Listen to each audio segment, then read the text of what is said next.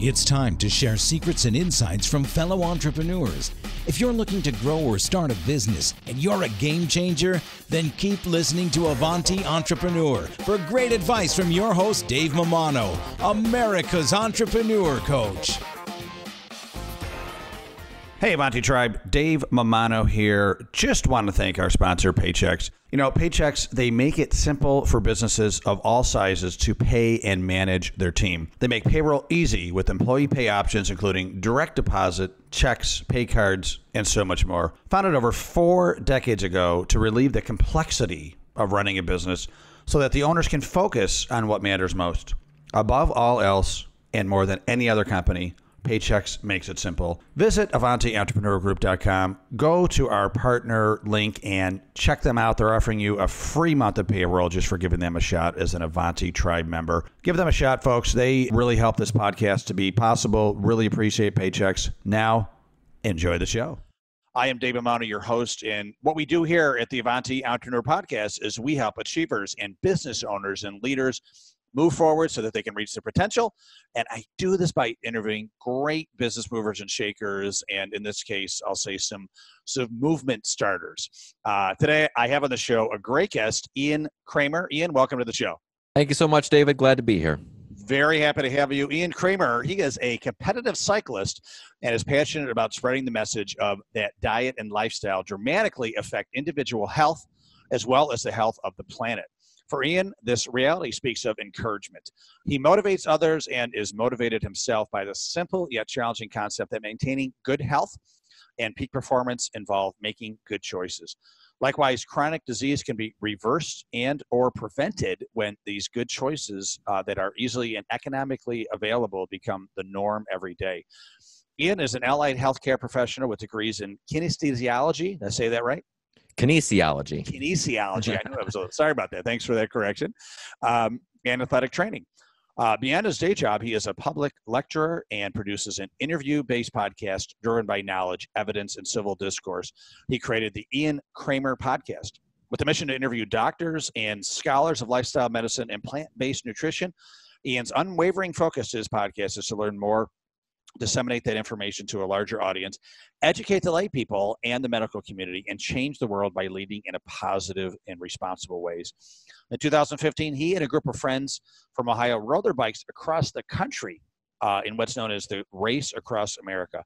Supported by a full crew, Team Oxford Autoimmune, completed the 3,200-mile journey in 7 days, 16 hours, and 27 minutes to be exact. For Ian, that estimated 6,000 miles of training and racing for the event were all done on a plant-based diet. He continues to race and ride recreationally here in Rochester, New York. Ian, wow, welcome to the show. Thank you. Thank you so much. That's quite an intro. I love it. I love it. And I am certainly becoming a disciple of plant-based diet. We were just pre-show talking about the fact that a couple months ago I interviewed Sarah Goodenough, who started Kitchen Verde. Sarah lost over 160 pounds by implementing a plant-based diet into her life. And like you, was so enthralled with the lifestyle because of the changes that it made to herself and yourself, really on a mission to help others. She started a business called Kitchen Verde where they create and make homemade plant-based food, so you don't have to think about it. You can pick it up, you can get it delivered, so you don't have to worry about getting the right nutrients and proteins, etc.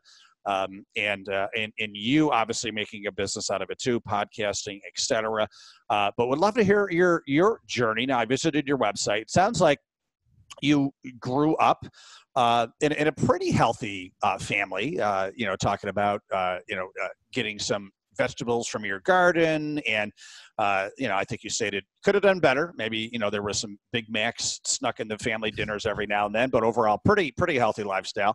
But you just continued to kind of see what you could do to bring the game to the next level with your health and nutrition and fitness, and you're doing it all. Not only, I know they say eating is a good 80% of it, and you're tackling that, but you're also massively tackling the fitness piece of it too with the cycling. So you definitely have the 1-2 punch going. So congratulations.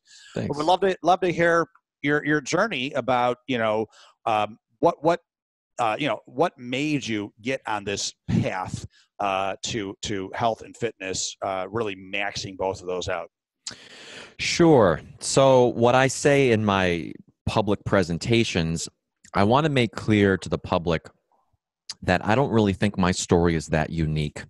I know we kind of hold these certain people up a high on this pedestal and say, wow, I could never do that, or, these are superheroes, whatever. I don't really think I'm that unique. And so I grew up in a small town, an hour and 20 minutes east of Rochester called Red Creek. We are known for our soccer team at Red Creek High School. So growing up, I played sports all year round. Anecdotal story, when I broke my leg in kindergarten riding my bike, believe it or not, I remember it was in the backyard in my wheelchair hitting wiffle balls with a bongo bat. So it was hard to keep me down and hard to keep me from stop moving. And so all through high school, grew up very active, 9-letter varsity athlete, on to undergrad, started a bike share program, continued to stay active, put on a little weight because of, college. And then in grad school at Miami of Ohio, I was given the movie Forks Over Knives, a documentary by my younger brother. And I watched it, and I thought it was so amazing that I watched it again in this 3-hour window. And that is what planted the seed. And at that point, someone might say, well, Ian has a family history of XYZ disease, or Ian was suffering from, he was 100 pounds overweight, or he had this disease and this disorder. It really wasn't like that. For me, it was a motivation to become a better athlete. And if at the same time I could become a better athlete and live into my 80s and 90s fully functional, free of chronic disease, as this movie had kind of lined up, I said, why not? That seems like a win-win. It seems very, I'm a very objective thinker, and I like to think of things very efficiently. It seemed very efficient to me. So I pretty much dove in. And it was in grad school was the first time that I was buying my groceries, because in undergrad I lived on campus and ate from the dining halls all 4 years. So I was buying my own groceries, and that provided me a lot of freedom to stop eating the gallon of milk a week, stop eating Greek yogurt, and meat maybe 3 to 4 servings a week at the time. And I learned a lot. I made a lot of mistakes. But now, after 7.5 or 8 years, I can say that I've found what works for me. And like Sarah Goodenough, who had a really amazing health transformation story, I found that this message was too important to withhold from the public. And at heart, I really enjoy helping people. And so, and both of my parents are teachers. I think I have this teaching gene. And so in my advocacy, I started a Facebook page. I'm active on various social media platforms.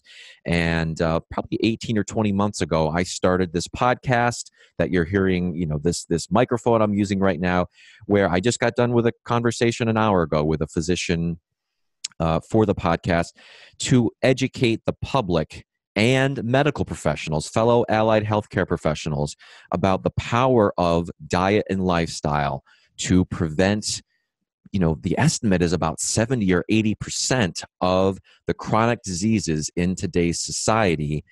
And that kind of brings us full circle to where I am right now.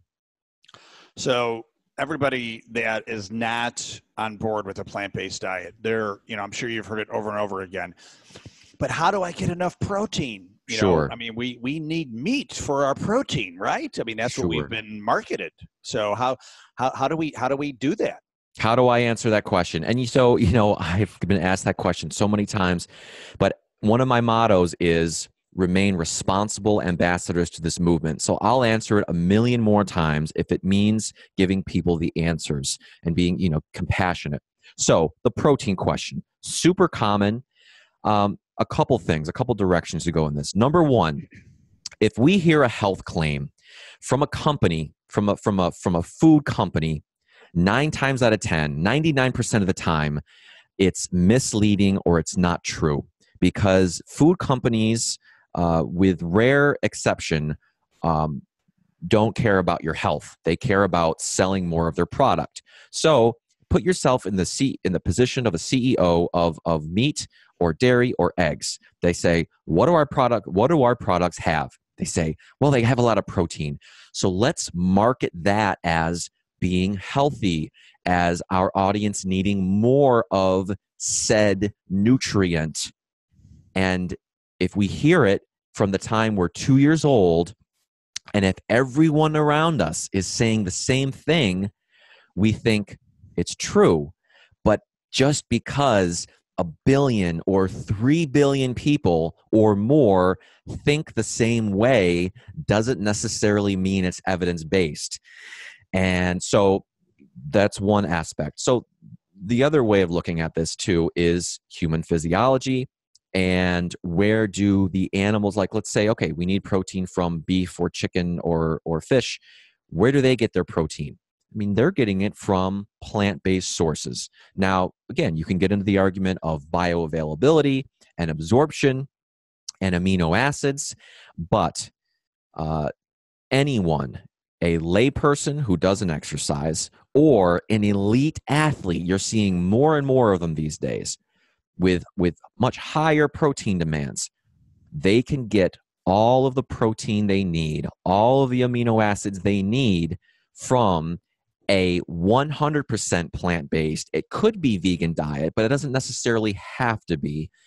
There's going to be no issue, because the big thing to understand is that you cannot design a protein-deficient diet that is calorie sufficient. So I hate to make examples of starving kids in sub-Saharan Africa, but are they protein deficient? Yes, but they're also calorie deficient. They're not getting enough calories. So you take anyone in the Western world, if anything, we are getting way more protein than we need. We're getting, the RDA is 0.8 grams per kilogram body weight. Men need about 55 grams a day. Women need about 45 to 50 grams. And we're getting double that.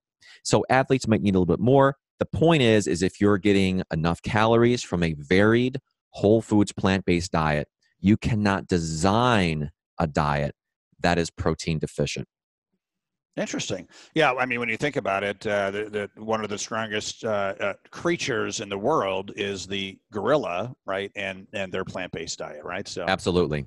Yeah, interesting. So, once again, you said it for the laymen, for the lay people in our Avanti tribe here. What are some of the foods that you eat throughout the day to get enough protein?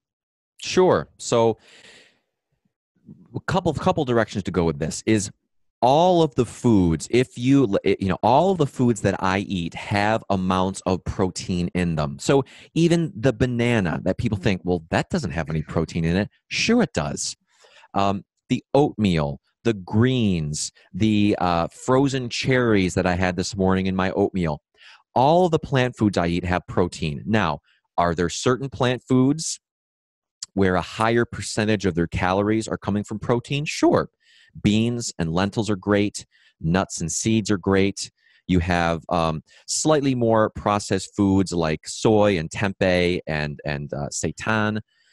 But where I get my protein is I try to be, because I am active, I try to be a little bit more conscious about consuming a little bit more protein during the day from whole plant-based sources that have a lot of the macronutrients, the carbs, proteins, and fats, but also have a lot of micronutrients too.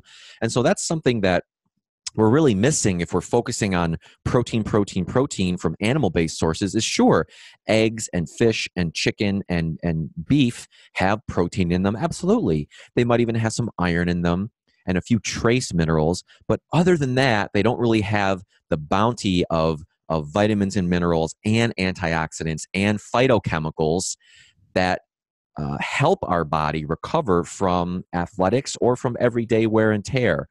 So apart from nuts and seeds and beans and lentils and greens, and I eat a lot of brown rice is another one of my staples, and rolled oats or steel cut oats is another one of my staples. And I love going to local farmers markets and just getting a lot of fresh produce throughout the year. I don't really, I'm not quite the gardener, but every food that you eat, if you want to switch to more plant-based, not necessarily vegan, all the foods you eat have amounts of protein in them, so that if you total them during the day, 2,000, 2,500, or 3,000 calories, you're going to get enough. People don't know that because that is not marketed, right? Yeah. I mean, I'm thinking about all those milk billboards, got milk, right? Yeah. And, growing up in the 80s, the food pyramid, right? Meat was number one, right? Yep. And obviously, you have to think that was all influenced by big money, right? Hey, government, here's what we need to sell.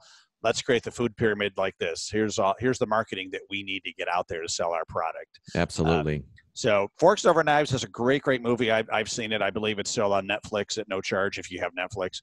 Changed a lot of lives. A good friend of mine who's been on the show before, Antonio Soler, you'll like this guy. He is a doctor, medical doctor, and he got sick of treating patients after they were sick. So very innovative. He went to treat patients before they got sick. So Here's a concept: preventative medicine, right? And he became a vegan, and he watched that movie, influenced him too, like you and Sarah. He liked it so much, he actually contacted the doctors that were in that movie, and he's now working for one of the doctors in California. I forgot his name, but he's actually talk about uprooting your life for a cause, right? Like you and Sarah too. So, big movement.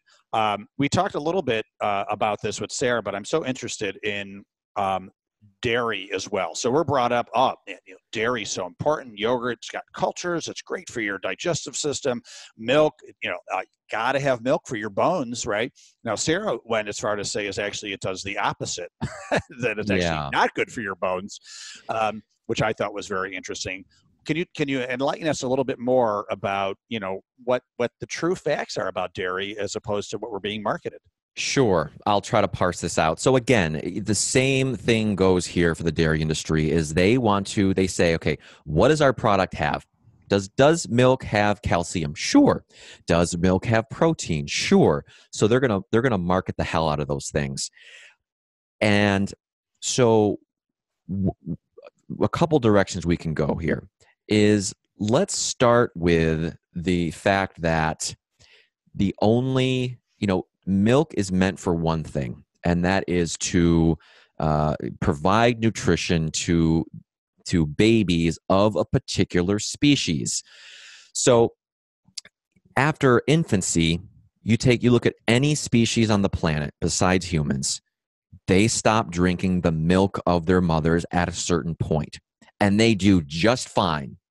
So that's number one, is if you look at it from an evolutionary perspective, it doesn't really make a whole lot of sense for us to drink milk after infancy, especially if it's from a different animal. And if we're talking from a different animal, we can talk about, the different amounts of protein and growth factor and different amounts of nutrients that are great for a baby cow, but they're not designed for a human being. Now, can you get by for a little while eating it? Sure, of course people do all over the planet. But while we're on that topic, here's something else to think about is 3/4 of the planet are lactose intolerant. So doesn't that tell you something about, so that's something that doesn't tell you something about the fact that should we really be drinking this? And so it's only a genetic mutation in people like me. I can consume dairy. It's they've traced it back to a genetic mutation in people who grew up in like Western Europe and immigrated to wherever, and they've carried on this mutation and they are able to digest lactose. But if we're talking more if we get more sciencey, the proteins in milk, and I'm going to quote again the work of T. Colin Campbell and others. I know he was mentioned on the episode with Sarah Goodenough. Is T. Colin Campbell in his study showed that one of the proteins in milk called casein does a really great job. We see these big buckets of whey protein and casein protein in weight rooms. It does a great job at building muscle and building tissue, but does it work too well? We got to take that question and run with it. And T. Colin Campbell showed that it did a great job at turning on the growth of cancer cells in a petri dish. He also showed, and so he said, well, this isn't enough. We can't just rely on petri dish studies and mouse studies. We want to look out epidemiologically at large populations to see if indeed drinking dairy is beneficial to the body. And then came the China study. And so in a nutshell, there were pockets of peoples in China where some people ate very little to no dairy and others drank quite a bit more dairy. And he found that certain chronic diseases were associated with drinking more dairy, but also more junk foods and more animal products as well.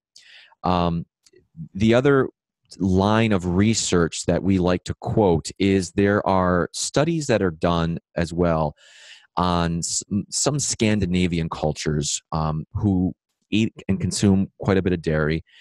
And you would think that the countries that consume the most dairy would have the lowest rates of osteoporosis. So we get marketed again as consume dairy because if you don't, you're not going to get enough calcium. And in some people, we usually point to women, postmenopausal women, they develop osteoporosis and this not enough calcium in the bones, which could lead to fractures if you fall. And so if you look at the countries that consume the most dairy, i.e. the most calcium, you'd think you would see a decrease in the amount of hip fractures and fractures in general due to, after the age of 50, 60, 65. And in fact, we see the opposite. So we see more fractures with civilizations and populations that are consuming more dairy and that are in general more industrialized. So I don't just want to point the finger at dairy protein. The hypothesis in this is it's all animal protein in general is sort of one of the culprits as to why this conundrum is here. And the reason is because, again, going back to my point before where we're getting too much protein, animal protein, when it is metabolized in the body, creates a slightly acidic environment.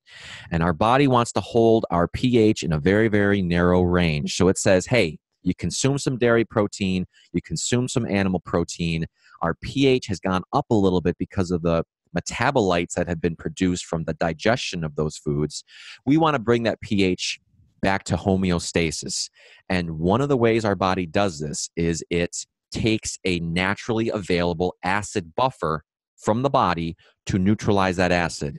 And one of those acid buffers is calcium phosphate, which is coming from our bones. So, again, this doesn't happen over 5 years or 10 years or even 20 years. You got to look over a lifetime of dairy consumption and high meat and high animal protein consumption to see these effects. So if you look out 40, 50, 60 years of high animal protein consumption, you will get that leaching. Even though you're consuming calcium, you're also leaching quite a bit of it from your skeletal system to neutralize this acidity in the body caused by the metabolism of animal proteins. That is the most thorough explanation I've ever heard. That is awesome. Thank you so much. So much education to be done, right? And that's obviously your mission, and it's really person by person, right? I'm in it for the long haul. Love it. And you still obviously are a very young guy, so hopefully we with your plant-based diet, let's go to 125. What the heck, right? I say to people, I want to be setting records on my bike when I'm 100. I love that. A few months, actually, very, very possible, right? I just, over the summer, there was a guy that ran 100 years old, ran the New York City Marathon. Very cool. Yeah. I love to hear stories like that. So, ironically, or coincidentally, I should say, getting ready this morning, my wife had on the Today Show, And they did a whole story about the fact that we're, as a country, we are working out more than ever, right? Gym memberships are up 23%, something like that in the past 10 years. Great. Yep. But guess what? So is obesity, right? Sure. So then they say, okay, well, why is that, right? People are supposedly working out more, exercising more. Why are they gaining weight? We're fatter than ever as a country, right? Yep. I think something like 30 plus % of the U.S. is classified as obese. Yep. Which is pretty frightening. Where's that going? And then they started interviewing kids.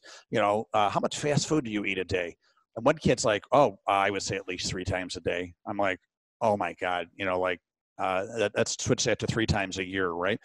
And so they go back to, are people working out more? It looks like it, right? Than they used to.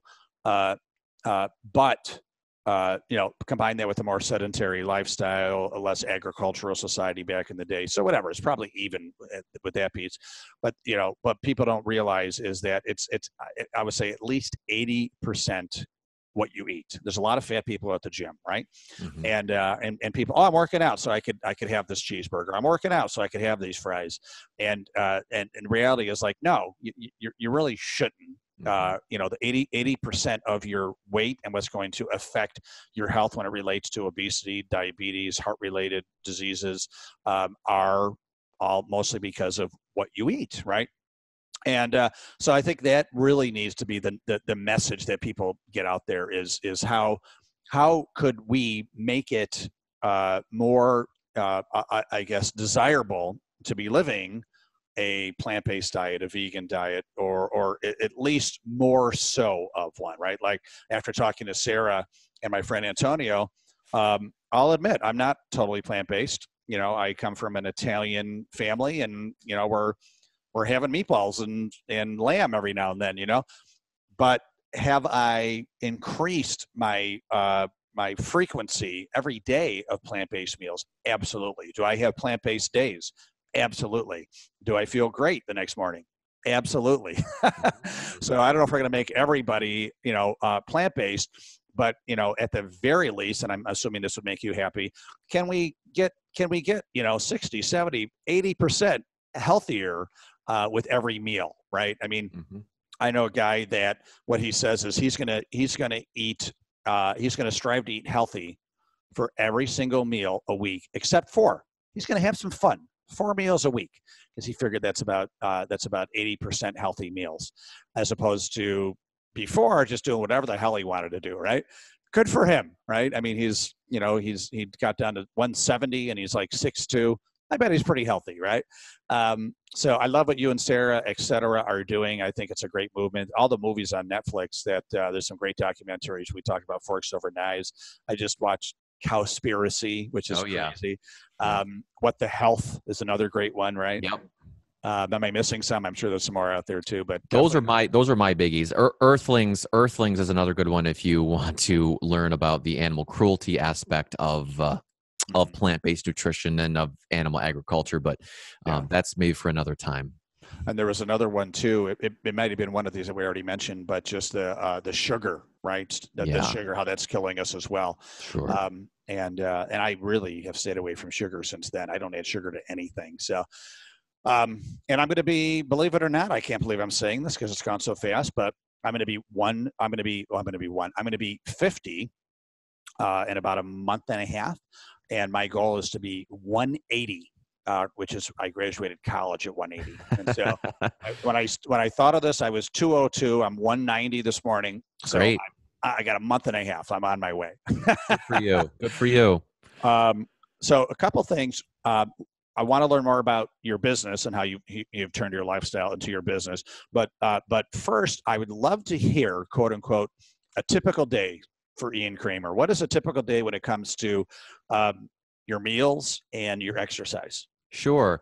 Well, I mean, so I'm going to first say that I do have a full-time 40-hour-a-week job. So what I'm doing right now with you and my interview this morning, that's a passionate side hustle. So I would love to say that it is my full-time job to continue to educate the public, but not yet. I'm working towards that. So typical day for me is Get up. I'm a morning workout person, so I got a bike ride in this morning.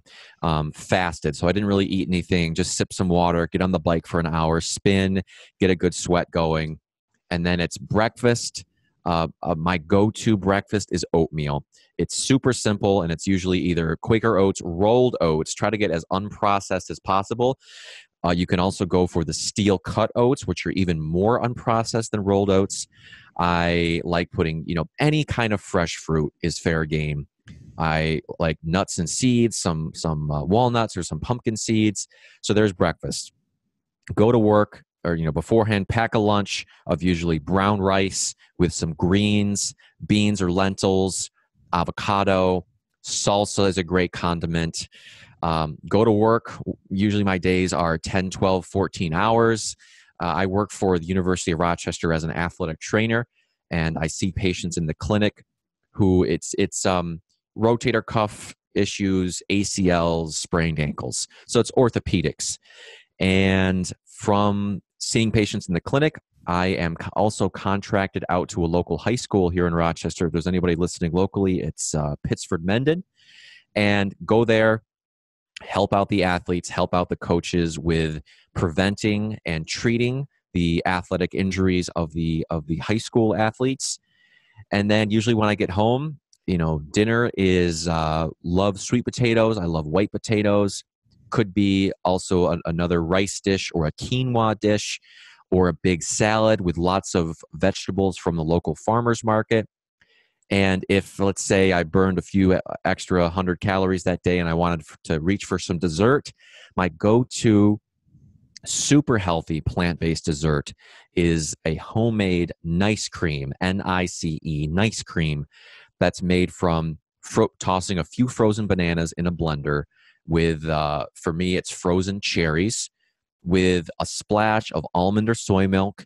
And if you're feeling chocolatey, maybe a tablespoon of cocoa powder, and blend it up until it's smooth and super healthy, super good, very satiating. And I have a sweet tooth, so that really helps with those cravings. And go to sleep, get back up, and do it again the next day. Excellent. That does sound delicious, actually. And I like how you said it's nice cream. I mean, that could be your product, right? I mean, if you ever want to, maybe you could create that and have Sarah put it in her lineup. Maybe. I like it. I started a company years ago called, instead of ice water, it was called Nice Water. And the idea was anytime someone bought nice water, part of the proceeds would go to getting water to Africa, right? Mm-hmm. But I moved on from that business because my another one came up. But so I like to play on the word ice, right? So, mm-hmm. So you're an athletic trainer, mm-hmm. And you said Pittsford Mendon High School, correct? And U of R. I went to Pittsford Sutherland, but I'll still be nice to you. I'm just kidding.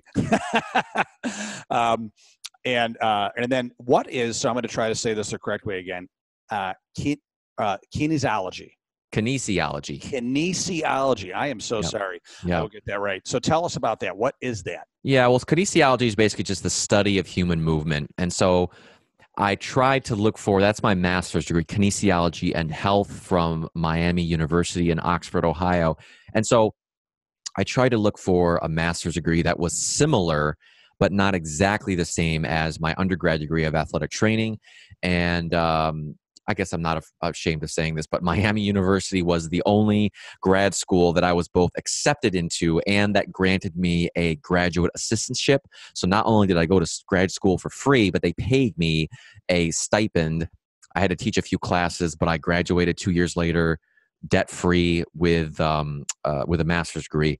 And so, kinesiology is study of human movement, but we kind of went beyond the study of human movement, and we kind of looked at the sociological factors of why people move their bodies and why they don't move their bodies, along with some more advanced classes into nutrition, some more advanced classes into biomechanics, using force plates and learning about more of the physiology and VO2 max and lactate threshold. So it was a broad array of everything having to do with human movement. That I say that My undergrad degree gave me depth of knowledge in athletic training, whereas this master's degree gave me breadth of knowledge. Awesome. The reason I wanted to have you on the show, Ian, is, our listeners are entrepreneurs, right? And I believe a big piece of success as an entrepreneur is not only the bottom line with profit and loss, but the bottom line with yourself, with your health, right? Because if you're really going to be completely present for your business, you have to be feeling mentally, physically, this overall wellness 100%, right? Or as close to that as possible. That's why I think it's so important, because you do see a lot of entrepreneurs, very successful business owners, that are very healthy in the revenue department, but when it comes to health and maybe personal relationships, they're not doing too well. And I believe a truly successful entrepreneur is somebody who strives to balance all of those things, not only the financial success of the business, but the wellness success of himself or herself, and also the personal stuff too, health. So that really is why I want to have you on the show, besides the fact that I know you got your job at U of R, et cetera, but you are doing a lot of entrepreneurial activities as well, which is very exciting. So before we leave, Ian, if somebody wants to, start to, I'll say, take some baby steps into this lifestyle, do you recommend that they jump in the pool all at once, or are there ways to kind of dip the foot in and get the flywheel turning, if you will? Yeah. I'm glad you asked this question. So I want to start out by saying that I feel like a major hurdle and a major reason why people don't take that first step to get healthier is because they think it's an all or nothing proposition. They think I either have to go 100% plant-based vegan or nothing. And that's completely what I am not about. I say this in my presentations to people in Rochester, is I am not a hardliner. I am not judging you. And when you leave the door to this auditorium, to this library conference room, you can do whatever you want. So I say jokingly, in the words of Huggy Bear on Starsky and Hutch, I lay it out for y'all to play it out. You can do whatever you want. But I want to give you the facts, and you can fit it to your lifestyle. So there's a couple ways you can go about this. Number one is you can go cold turkey. You can just dive right in and go through your pantry. And so watching Forks Over Knives, let's say, is a great way to get started. This documentary DVD. You can go cold turkey. Get rid of all the foods in your pantry, all the foods in your refrigerator that are known to be detrimental to our health in the short or long term, and go buy all this fresh produce and these good plant-based foods. Or the method that I chose was transitioning more slowly. I wanted to learn recipes. I wanted to be able to make mistakes, and maybe there were shades of, I'm not ready to give up XYZ animal product yet, which is perfectly fine. So I transitioned slowly, but with the understanding that long term, I'm going to slowly wean myself off of these animal products and get used to the taste of almond milk or soy milk and stop buying regular milk. Whether it takes 6 months or a year or 5 years, it's a victory. And something you said before, David, where you said you're not fully plant-based, but you're eating more fruits and vegetables. That's a victory. We should all look at that as a victory. No one should be judging you. And if they are judging you for not going 100%, that's not the kind of person who you want to be following or that you want to have in your consciousness. You want to have people who are encouraging, hey, you had a banana this morning for breakfast and usually have Pop-Tarts and Eggo waffles. Good for you. Mm-hmm. Keep going. So what I recommend for people is if you have a diagnosed chronic disease, hypertension, high blood pressure, hypercholesteremia, high cholesterol, type 2 diabetes, or have had a heart attack or fill in the blank chronic disease, you may want to take a more dramatic approach to changing major parts of your diet and lifestyle, because you could have another heart attack tomorrow and you would see the most benefit in the shortest period of time. People are very numbers driven. They want to see that number on the scale go down. Although I try to discourage people from just looking at weight, you're going to see the most bang for your buck by diving in. Now, if you are, let's say, of a relatively normal weight, and no chronic diseases, let's say, nothing really runs in your family, but you want to get healthier on the inside of, your blood vessels, you can certainly transition more slowly. Buy a few cookbooks, something I recommend to all people. Although I'm not huge into recipes, people want to follow cookbooks, A, B, C, D. Buy a few really good cookbooks, plant-based cookbooks, and learn a few recipes. Take your favorite dishes that may have a large portion of the plate made up by an animal product and just substitute it for a healthier option.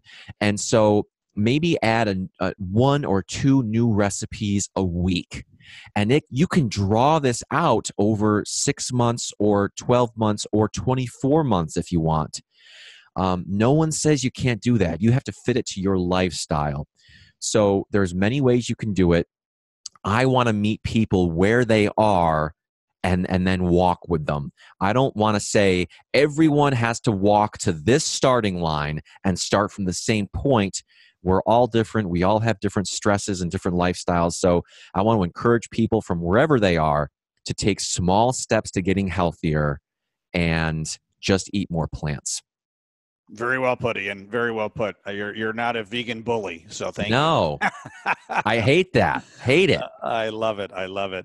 And my favorite breakfast when I'm trying to be really healthy, I love eggs, right? But I'm trying not to have as many eggs. So a great breakfast for me, you said bananas, but I cut them in little pieces and I put a little almond butter on there. So good. So delicious.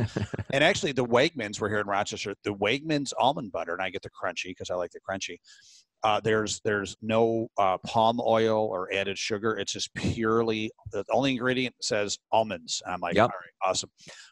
So sure fun fact about that Wegmans brand almond butter and Wegmans brand peanut butter is I believe that is made by a company down in Nunde called really? Once Again Nut Butter. So I think they have a contract, and basically Wegmans says, your product's so good, we'll buy it from you and we're going to slap our label on it.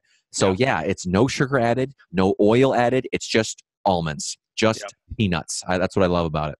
Love it. I'm going to go look for the Wegman sponsorship right after this. So. Hey, Ian, this has been such a pleasure. Truly appreciate your time and the impact you're making on the world. Congratulations. If people do want to learn more about you and get in touch with you, what's the best way? Sure. I have a website. Easiest way, I just got another domain name, ianmcramer.com. And you can find all of my episodes of my podcast on there, as well as some blog articles and some opinion articles on how to implement this. And they can also just shoot me an email at ianmcramer@gmail.com.